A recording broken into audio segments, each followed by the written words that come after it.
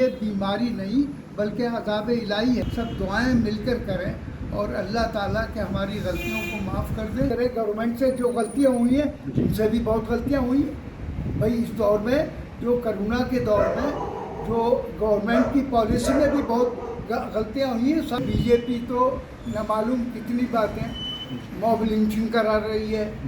BJP लड़कियों के साथ पकड़ के मतलब बलात्कार करा रही है। कहीं कुछ जगह जगह ज़ाती और जुल्म हो रहे हैं। तो ये क्या ये इसको गलती नहीं मानेंगे?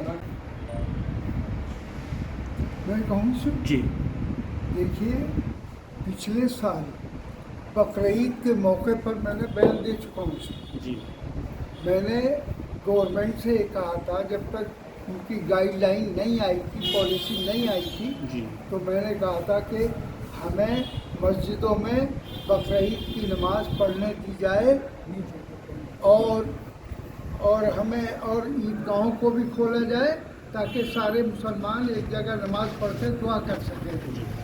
क्योंकि मैंने इसलिए कही थी, जहाँ तक इस कोरोना का ताल्लुक़ है, कोरोना वायरस का ताल्लुक़ है, ये कोई अगर बीमारी होती तो इसकी सारी दुनिया में इसका कोई इलाज होता, लेकिन इसका कोई इलाज तो अभी हो ही नहीं रहा।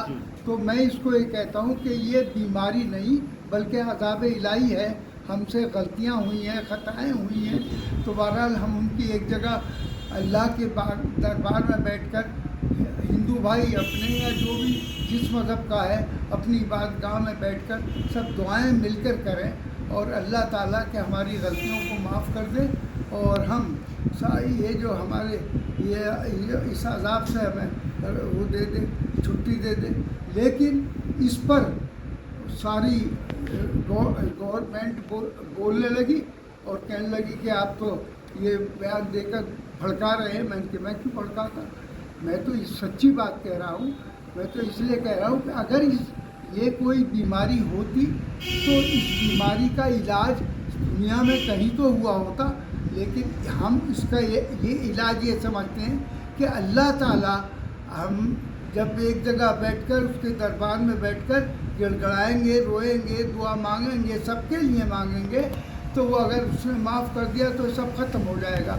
इसलिए मैंने कहा था, बोले नहीं कोई इजाज़त नहीं दी जा सकती, सब लोग को कोरोना का जोर ज़्यादा है, लिहाजा तो मैंने उनकी गाइडलाइन बताई है हमें। तो उन्होंने गाइडलाइन आई कि साहब जैसे पहले महीने में ईद उल फित्र की नमाज़ पढ़ी गई थी, घरों पर नमाज़ पढ़नी होगी।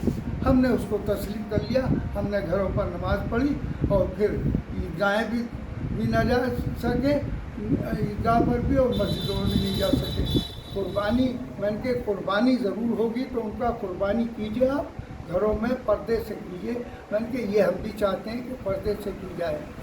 तो ये बयान मैं उस वक्त दे चुका था। तो सांसद जी लेकिन ये कह रहे हैं, मेरा मुख्य सवाल ये था, सांसद जी का ये कहना है कि मुल्क में जितनी भी इस समय आसमानी वो आ रही हैं, आफतें आ रही हैं कि तूफ़ान आ रहा है, कोरोना आ रहा है, लोग मर रहे हैं, ये सिर्फ इस वजह से है कि बीजेपी इसके लिए जिम्मेदार है, क्योंकि उसने अपने 7 साल में इतने छेड़छाड़ की है शरीयत से, इतने कानून रसीदे लाए हैं जिसकी वजह से ये आफतें आ रही हैं। इससे आप सहमत हैं? देखिए, अब जहाँ तक ये जो आफात हैं, जो आसमानी जो अल्लाह की तरफ से आती हैं, कहीं तूफ़ान आता है कि ये तो हमेशा आते रहे हैं और ये आते रहेंगे। तो इसमें हमारी अगर गलती ज़्यादा हो गई, हमसे ख़ताएँ ज़्यादा हो गई, तो हमें उसकी अल्लाह से माफ़ी मांगने की ज़रूरत है। नहीं, लेकिन एसटी हसन ये कह रहे हैं कि ये इसमें बीजेपी ने छेड़छाड़ की है शरीयत से, तो इसके लिए बीजेपी जिम्मेदार है, उनका ये बयान है। देखिए, इसमें मैं किसी को ये नहीं कहता कि फ़लाँ बीजेपी जिम्मेदार है, कौन जिम्मेदार है। अब ये ख़ता हर इंसान से होती है जी। और हर कौम से होती है, तो सब लोगों से गलतियां होती हैं। अब वो गलती अगर हमसे कोई हुई है या गवर्नमेंट से हुई है या दुनिया में किसी भी इंसान से हुई है, तो बहरहाल वो उसे अपनी माफ़ी अल्लाह से मांगनी चाहिए कि अल्लाह हमें माफ़ कर दे। अब ये इन जो ये आसमानी बलाएँ मुसीबतें आ रही हैं, तूफ़ान आ रहे हैं, इनसे हमें अल्लाह छुटकारा दे दे और कोरोना से भी हमें छुटकारा दे दे। सांसद जी, वैक्सीन का विरोध हो रहा है, इसके लिए क्या कहेंगे कि तो अगर वैक्सीन कोई गवर्नमेंट लगवा रही है और वो उसकी ये उसकी टेस्टेड है। मैंने पहले भी कहा था, तो मैंने कहा भाई तो इसमें कोई लगवाने में हम कोई अगर आपको पर्सनल किसी को इतराज़ हो संजय पहले तो आपका बयान वो ये आया जाने, था, आपने लेकिन सवाल हमने उठाए तो थे। यही कहा था कि वैक्सीन लगवा सकते हैं। आपका बयान क्या आया था कि वैक्सीन को लेकर के शंका है, इसकी पहले जांच की जानी चाहिए, उसके बाद हाँ, लगवानी बस चाहिए। जाँच होती है। हमारे उलमा ने भी इसमें बहरहाल दखल दिया था और मुफ्तियों ने भी ये है। लेकिन जहाँ तक हम इस्लाम का ताल्लुक़ है, इस्लाम एक बाज़ाब्ते अल्लाह का निज़ाम है जिसका कॉन्स्टिट्यूशन कुरान शरीफ है। कुरान शरीफ के हिसाब से ही इस्लाम चलता है और इस्लाम के सारे कानून का ये होता है। जैसा वसीम रिजवी है, कुरान शरीफ के कह रहा तो सारी दुनिया का मुसलमान उसके ख़िलाफ़ है और हम सब खिलाफ़ हैं, शिया सुन्नी सब खिलाफ़ हैं उसके, कि वो कुरान शरीफ की शान में तौहीन कर रहा है। वो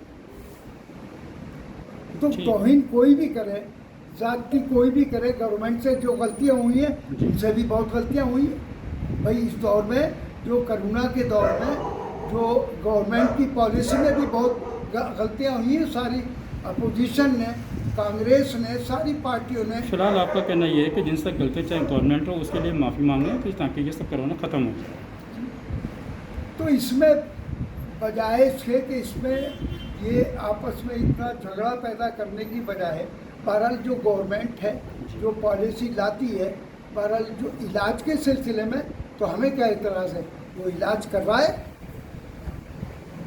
इसका कोई इलाज है, हो सकता है तो इलाज करवाए हमें, या वैक्सीन उनका टेस्टेड है तो लगवाए।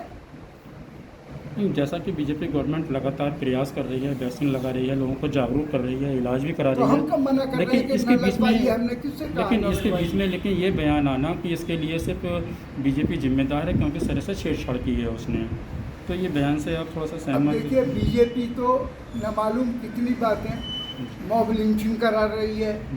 बीजेपी लड़कियों के साथ पकड़ के मतलब बलात्कार करा रही है। कहीं कुछ जगह जगह ज़ाती और जुल्म हो रहे हैं। तो ये क्या, ये इसको गलती नहीं मानेंगे? ऐसे ही और चीज़ों में भी गवर्नमेंट की पॉलिसी में बहुत गलतियाँ हुई हैं और होती हैं सबसे, किससे ना होती गलती।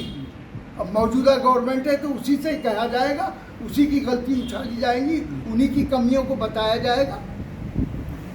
अरे जब तुम अपनी गलतियों को दूर न करोगे और न करोगे तो हम तो कहेंगे ही, हम तो इल्ज़ाम लगाएंगे कि भाई तुम्हारी वजह से सब कुछ, ये हज़ारों आदमी ऑक्सीजन की कमी की वजह से मर गया, कितने लोग बेचारे तरस के मर गए कि उनको ऑक्सीजन नहीं मिल पाई। तो ये हमारे